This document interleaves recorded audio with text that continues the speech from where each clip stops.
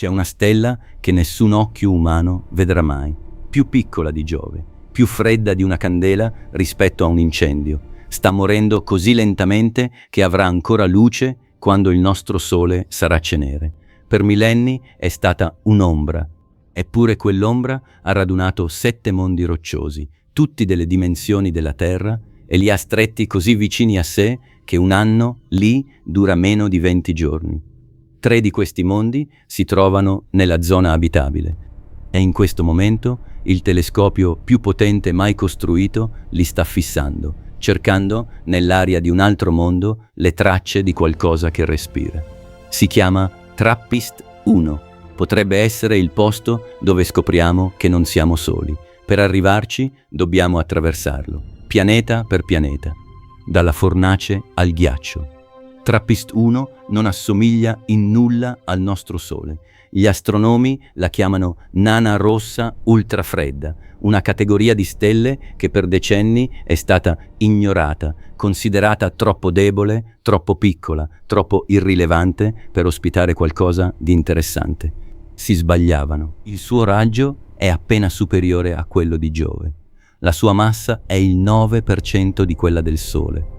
La temperatura superficiale raggiunge i 2-500 gradi Kelvin, quasi la metà di quella della nostra stella. Se il Sole fosse un falò, TRAPPIST-1 sarebbe la brace che resta quando il fuoco si spegne. Debole, rossastra, ma ancora calda, abbastanza da scaldare chi le si siede accanto. Ma non è una brace tranquilla. Il telescopio Kepler ha registrato 42 eruzioni in 80 giorni, lampi magnetici violenti che rilasciano radiazione ultravioletta e particelle cariche nello spazio circostante. Studi più recenti del James Webb hanno confermato che TRAPPIST-1 erutta circa 6 volte al giorno. È una stella che dà calore e poi lo usa come un'arma. Abbastanza calda da permettere l'acqua liquida sui pianeti giusti, abbastanza aggressiva da strappare via l'aria che la proteggerebbe. E poi c'è la sua età. TRAPPIST-1 ha 7,6 miliardi di anni, quasi il doppio del nostro sistema solare. Quando la Terra stava ancora formando la sua crosta, i pianeti di questa stella erano già vecchi di miliardi di anni. Avevano già avuto tutto il tempo del mondo per raffreddarsi, stabilizzarsi e, forse, per far emergere qualcosa dalla loro chimica. Fu scoperta, nel 2000, una stella anonima in un catalogo di nane ultrafredde. Per 16 anni non interessò quasi a nessuno. Poi, nel 2016, l'astronomo belga Michael Gillon puntò il telescopio TRAPPIST in Cile, un telescopio piccolo con uno specchio di soli 60 centimetri, progettato per studiare proprio queste stelle dimenticate, e vide qualcosa nelle curve di luce, oscillazioni regolari, cali di luminosità ripetuti a intervalli precisi. Qualcosa passava davanti alla stella. Prima pensarono fossero 3 pianeti, poi ne trovarono 7. Il 22 febbraio 2017 la NASA tenne una conferenza stampa urgente e annunciò al mondo quello che nessuno si aspettava: il più grande gruppo di pianeti di dimensioni terrestri mai trovato attorno a una singola stella. 7 mondi rocciosi, tutti potenzialmente capaci di ospitare acqua, tutti a 40 anni luce dalla Terra. Su scala cosmica, il giardino del vicino, ma la cosa più assurda non è la distanza, è la geometria. Tutti e 7 i pianeti orbitano così vicini alla stella che l'intero sistema entrerebbe nell'orbita di Mercurio. Un anno dura tra 1 e 20 giorni. Se vi trovaste sulla superficie di uno di essi, vedreste gli altri pianeti nel cielo, grandi quanto la Luna o di più, spostarsi lentamente sopra di voi. Un viaggio interplanetario qui si misurerebbe in giorni, non in anni, e le orbite non sono casuali. Sono legate tra loro da una catena di risonanze, rapporti matematici precisi. Per ogni 8 giri di TRAPPIST-1b, il pianeta K ne compie 5. Per ogni 5 di C, D ne compie 3. Una cascata armonica che si estende fino all'ultimo pianeta. un orologio cosmico dove ogni ingranaggio si muove in sincronia con gli altri. È questa risonanza che ha tenuto il sistema in equilibrio per miliardi di anni, impedendo ai pianeti di scontrarsi nonostante siano incredibilmente vicini tra loro. C'è un'ultima cosa. Tutti questi pianeti sono quasi certamente in rotazione sincrona, una faccia per sempre rivolta verso la stella in un giorno eterno, l'altra immersa in una notte che non finisce mai. Il confine tra luce e ombra è un anello permanente che attraversa l'intero globo. È lì, su quel confine, che le cose potrebbero farsi interessanti. Cominciamo il viaggio dal pianeta più vicino alla stella. TRAPPIST-1b è un mondo brutale. Orbita 120 volte più vicino alla sua stella di quanto la Terra lo sia al Sole. Un anno dura un giorno e mezzo. È il pianeta più grande del sistema, circa il 10% più grande della Terra, e anche quello che ci ha dato la prima certezza amara. Nel 2023 il James Webb ha misurato la temperatura del suo lato diurno e ha escluso la presenza di un'atmosfera. TRAPPIST-1b è una roccia nuda, arroventata. Un mondo dove il concetto stesso di cielo non esiste perché non c'è aria da attraversare. Il suo vicino, TRAPPIST.c, non se la passa meglio. Orbita in 2-4 giorni. Per un po' gli scienziati hanno sperato in un'atmosfera sottile, qualcosa di simile a Venere. Le osservazioni del Webb hanno reso la questione controversa. Se un'atmosfera esiste, è così tenue da non fare differenza. La superficie è quasi certamente inabitabile. La stella li bombarda con eruzioni costanti, 6 volte al giorno. Tempeste magnetiche capaci di strappare via l'atmosfera di un pianeta come il vento spazza la cenere da un tavolo. Per B e C la partita è persa da tempo. Ma non sono inutili, sono le sentinelle. Studiandoli, gli astronomi calibrano i loro strumenti, imparano a distinguere il rumore della stella dal sussurro dei pianeti e si preparano per il bersaglio vero, quelli che vengono dopo, quelli dove la temperatura scende, dove l'acqua forse scorre. TRAPPIST-1d è il più piccolo dei 7, il 25% più piccolo della Terra, con un terzo della sua massa. Un anno dura 4 giorni. Questo mondo si trova al bordo interno della zona abitabile, la soglia, il punto dove le temperature cominciano a permettere l'acqua liquida. Il James Webb ha prodotto un risultato curioso. Se TRAPPIST-1d possiede un'atmosfera, è composta da molecole pesanti e quasi priva di gas serra nell'infrarosso. Non è Venere, non è Marte, non è niente che conosciamo, è qualcos'altro. Alcuni modelli suggeriscono che potrebbe esistere una stretta fascia d'acqua liquida lungo il terminatore, quella linea permanente tra giorno e notte. Immaginate un fiume planetario che serpeggia intorno al globo, con il fuoco da un lato e il ghiaccio dall'altro, un filo d'acqua tra due estremi.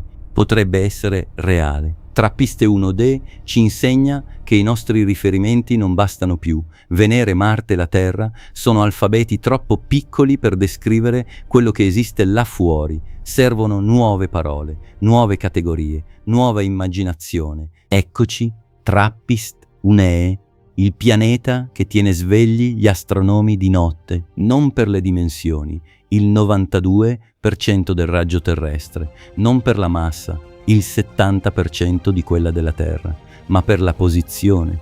TRAPPIST-1 orbita nel cuore della zona abitabile, riceve circa il 60% della luce stellare che la Terra riceve dal Sole. Ha la densità più simile a quella terrestre di tutti i pianeti del sistema, roccioso con un nucleo ferroso, solido sotto i piedi. Nel 2018 il catalogo degli esopianeti abitabili lo ha classificato come il candidato più promettente per un mondo oceanico simile alla Terra. Nel 2025 il James Webb ha portato i primi risultati delle osservazioni dirette. Il team ha escluso un'atmosfera primordiale dominata dall'idrogeno. Buona notizia, significa che non è un mini Nettuno gassoso. Ha perso quella prima atmosfera strappata via dalle eruzioni della stella, ma i dati non escludono un'atmosfera secondaria, il tipo che un pianeta costruisce dopo attraverso eruzioni vulcaniche, degassamento e processi interni. Come ha fatto la Terra? Hanno escluso anche un'atmosfera dominata dalla CO2 come Venere? ma una piccola quantità di anidride carbonica, sufficiente a creare un effetto serra moderato, è perfettamente compatibile con i dati, e un piccolo effetto serra può fare una differenza enorme, potrebbe significare un oceano, o almeno un lago concentrato sul lato rivolto verso la stella, circondato da ghiaccio. C'è stata anche una traccia tentativa di metano. I ricercatori dell'Università dell'Arizona hanno suggerito che il segnale potrebbe provenire dalla stella, non dal pianeta. TRAPPIST-1 è così turbolenta che i suoi segnali si mescolano con quelli dei pianeti. Non possiamo ancora confermare se un'atmosfera esiste, ma non possiamo escluderlo. Dalla superficie del lato diurno di TRAPPIST-1, la stella apparirebbe 4 volte più grande del Sole nel nostro cielo, immobile all'orizzonte, un occhio rosso che non si chiude mai. E sopra di voi, nel cielo, vedreste gli altri 6 pianeti, alcuni grandi quanto la Luna, spostarsi lentamente lungo le loro orbite. Un cielo alieno che nessun essere umano ha mai visto, ma che forse qualcosa su quel pianeta guarda ogni notte. Ma TRAPPIST-1 e non è solo, non è l'unico candidato. Nella zona abitabile ci sono altri 2 mondi e quello che sappiamo di loro è altrettanto straordinario. TRAPPIST-1F orbita nella zona abitabile esterna. Ha il raggio della Terra e il 90% della sua massa, completa un giro ogni 9 giorni. Riceve 1/3 della luce che riceviamo noi dal Sole. Senza atmosfera, la sua temperatura sarebbe di meno 59 gradi Celsius, un mondo di ghiaccio puro. Ma con un'atmosfera densa, magari alimentata da vulcani che rilasciano gas serra, la temperatura potrebbe superare il punto di congelamento dell'acqua. Gli studi sulla densità suggeriscono che TRAPPIST-1 potrebbe contenere fino al 5% della sua massa in materiale volatile, probabilmente acqua.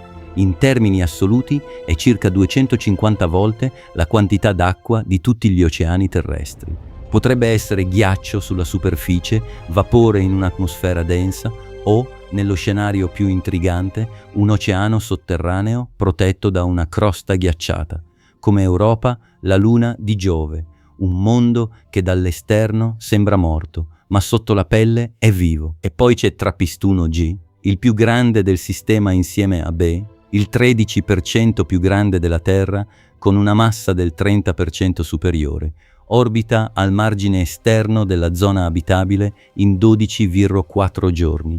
Riceve solo 1/4 della luce che noi riceviamo dal Sole. Un mondo che dovrebbe essere congelato, ma la sua massa gioca a suo favore. Un pianeta più grande trattiene più facilmente la propria atmosfera contro la radiazione della stella, e un'atmosfera densa, alimentata da vulcani e gas serra, potrebbe fare la differenza tra un deserto ghiacciato e un mondo d'acqua. Un team dell'Università di St. Andrews ha modellato la sua evoluzione e ha concluso che TRAPPIST-1G ha probabilmente seguito uno scenario bagnato, coperto da oceani profondi con un'atmosfera potenzialmente ricca di ossigeno. La profondità stimata del suo oceano è di 60-70 chilometri. Per confronto, il punto più profondo degli oceani terrestri, la fossa delle Mariane, raggiunge 11 chilometri. TRAPPIST-1G potrebbe avere un abisso 60 volte più profondo.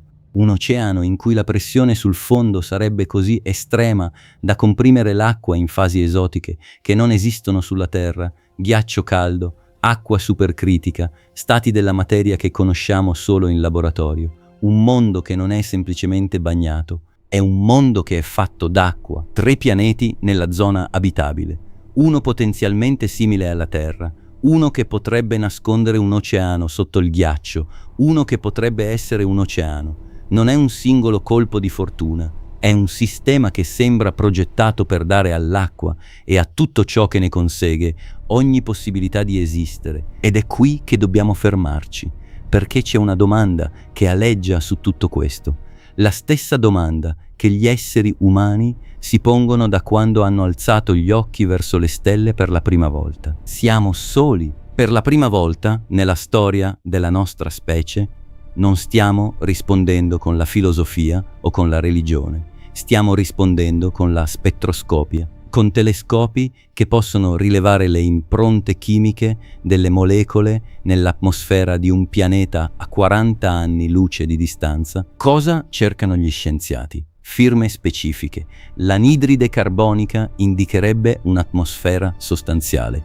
L'ozono potrebbe suggerire processi biologici. L'acqua è la molecola chiave. E il metano, in determinate combinazioni con altri gas, potrebbe essere una biosignatura, un segnale che qualcosa da qualche parte su quel mondo sta producendo gas come sottoprodotto del proprio metabolismo. Non cerchiamo civiltà avanzate, non cerchiamo segnali radio o strutture artificiali, cerchiamo microbi, batteri, le forme di vita più semplici e resistenti che conosciamo. Perché se la vita è emersa sulla Terra, un pianeta come tanti, non c'è ragione per cui non possa essere emersa su un altro mondo con condizioni simili, soprattutto un mondo che ha avuto quasi 8 miliardi di anni per provarci. E su TRAPPIST-1 le possibilità non sono una, sono tre mondi nella zona abitabile, con composizioni diverse, storie diverse e modi diversi di trattenere l'acqua. TRAPPIST-1 potrebbe essere simile alla Terra, roccioso, temperato, con un possibile oceano di superficie. TRAPPIST-1F potrebbe essere un mondo ghiacciato con un oceano nascosto sotto la crosta, come Europa. TRAPPIST-1G potrebbe essere un pianeta completamente sommerso, con 60-70 km d'acqua sopra la testa. 3 esperimenti diversi della natura per rispondere alla stessa domanda.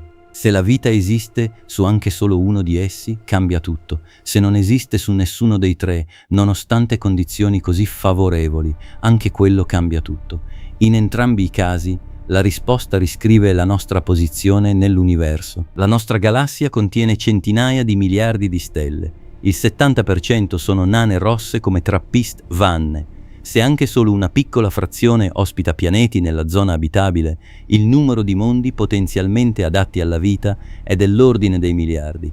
TRAPPIST-1 non è speciale perché è unico, è speciale perché è il primo che riusciamo a leggere, ma ci sono ostacoli enormi. La stella erutta 6 volte al giorno. La radiazione ultravioletta potrebbe sterilizzare qualsiasi superficie non protetta. La rotazione sincrona crea un lato bollente e un lato ghiacciato, senza il ciclo giorno-notte che sulla Terra regola la vita. E non sappiamo ancora con certezza se nessuno di questi pianeti abbia davvero un'atmosfera. Eppure, uno studio del 2020 ha dimostrato che su TRAPPIST-1F e 1G, anche senza uno strato di ozono, forme di vita resistenti alla radiazione, come i tardigradi terrestri, sopravviverebbero in superficie, e organismi più fragili sarebbero protetti a soli 8 metri di profondità nell'oceano. 8 metri. La profondità di una piscina olimpionica è tutto ciò che serve per schermare la vita dalla furia della stella, e c'è chi va oltre. Alcuni modelli considerano abitabile anche TRAPPIST-1D, non nella definizione classica, ma in quella estesa dove la rotazione sincrona e la presenza d'acqua lungo il terminatore potrebbero creare un microclima unico, un'oasi lineare su un pianeta altrimenti ostile. Se includiamo D, i pianeti potenzialmente abitabili diventano 4 su 7, una percentuale che non ha precedenti in nessun altro sistema conosciuto. L'assenza di prove non è la prova dell'assenza. Non abbiamo trovato la vita, ma non abbiamo dimostrato che non c'è. Oltre la zona abitabile c'è ancora un mondo. TRAPPIST-1H. Il più lontano, il più freddo, il più piccolo dopo Dena. Un anno dura 19 giorni, ancora incredibilmente breve, ma abbastanza lungo da ricevere pochissima luce dalla stella. La sua superficie è quasi certamente una distesa di ghiaccio spessa chilometri, battuta da un freddo così intenso che l'azoto stesso potrebbe congelarsi. Ma anche il ghiaccio racconta storie. Se sotto quella crosta esistesse un oceano riscaldato dall'attività geologica interna, dal calore delle maree gravitazionali esercitate dagli altri pianeti e dalla stella, persino un mondo così freddo potrebbe ospitare qualcosa. Sulla Terra, nelle profondità più oscure degli oceani, vicino alle sorgenti idrotermali dove l'acqua bollente incontra il gelo abissale, la vita prospera senza mai vedere la luce del sole. Ecosistemi interi che non dipendono dal sole ma dal calore della Terra. Non è impensabile che lo stesso accada sotto il ghiaccio di un mondo alieno, alimentato non dalla luce di una stella ma dalla frizione delle maree. E c'è un ultimo colpo di scena. Nel 2025 i dati del James Webb hanno rivelato un possibile candidato per un ottavo pianeta, TRAPPIST-L. Se confermato, sarebbe il più esterno del sistema e il pianeta più piccolo mai rilevato, grande più o meno quanto Tritone, la luna di Nettuno. Il rilevamento è ancora provvisorio, potrebbe essere un'ombra, ma se fosse reale, TRAPPIST-1 eguaglierebbe Kepler-90 come sistema con il maggior numero di pianeti conosciuti. Una stella che non smette di sorprendere. Il James Webb sta dedicando centinaia di ore di osservazione a un singolo sistema stellare. Non era mai successo.